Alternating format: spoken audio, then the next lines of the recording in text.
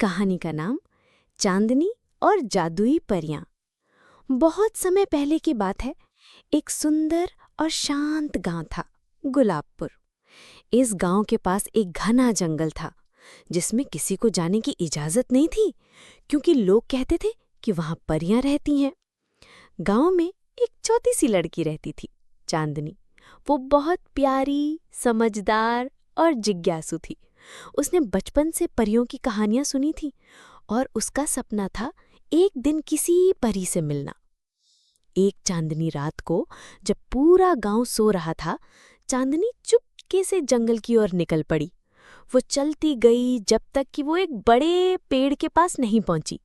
तभी अचानक चारों तरफ हल्की रोशनी फैल गई और धीरे धीरे 5 सुंदर परियां आसमान से उतरने लगी। उनकी आंखों में चमक थी, उनके पंख चांदी जैसे दमक रहे थे। सबसे बड़ी परी ने मुस्कुराते हुए कहा, चांदनी, हम जानते हैं तुम दिल से सच्ची हो, इसलिए आज हम तुम्हें अपनी जादुई दुनिया दिखाएंगे। परियों की दुनिया। परियां चांदनी को अपने साथ एक जादुई द्वार से होकर परीलोक ले गई। वहां फूल बातें करते थे, तितलियां गाना गाती थीं और नदियां चमकती हुई बहती थीं। हर कोना रंग बिरंगा और आनंद से भरा हुआ था। चांदनी ने परियों से उड़ना सीखा, जादुई फूलों से बात की और एक परी की तरह व्यवहार करना सीखा। लेकिन परियां बोलीं, हमें किसी अच्छे इंसान की जरूरत है जो हमारे राज को दुनिया से बचा सके और जरूरतमंदों की मदद करे। चांदनी ने वादा किया कि वो परीलोक का रहस्य किसी को नहीं बताएगी और हर उस इंसान की मदद करेगी जिसे जरूरत हो।